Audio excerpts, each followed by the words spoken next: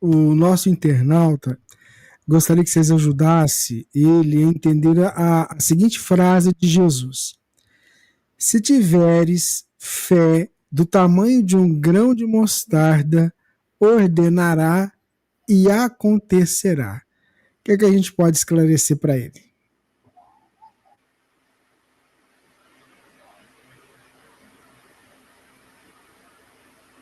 O O microfone. som. Se tiveres a fé do tamanho de um grão de mostarda, direis a essas montanhas: passa-te daqui para acolá, e elas assim.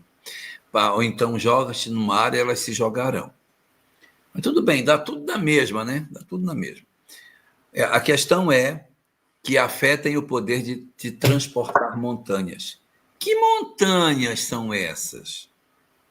Quais são as montanhas que a fé tem o poder de transportar?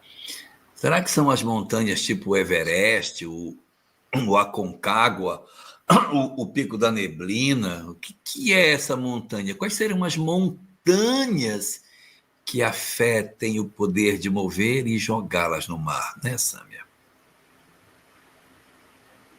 Exatamente. É para eu falar? Sim. Sim, nós podemos ver nos dois sentidos, né, gente?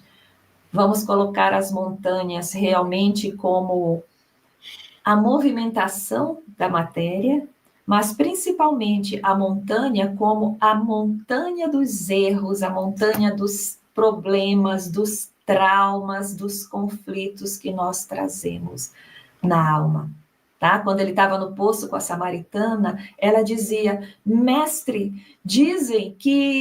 uns dizem que nós devemos orar em Jerusalém, outros dizem que devemos orar no monte, aqui no Monte Gerizim, e nós não sabemos aonde é. E ele diz: dia virá, em que o homem falará com Deus no seu coração, e não em montanhas físicas.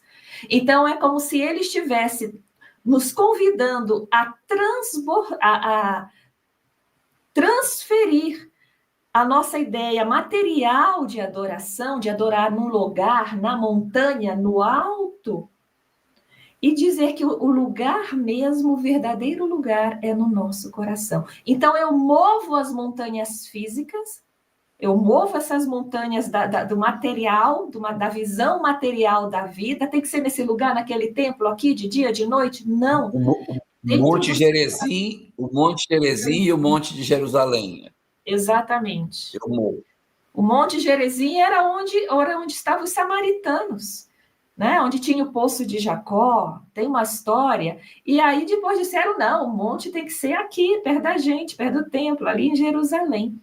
Então ficou esse conflito, e para eles isso era importante. Jesus está dizendo: não é, mova a sua montanha, que deixou de ser a montanha física e passa a ser o seu próprio coração.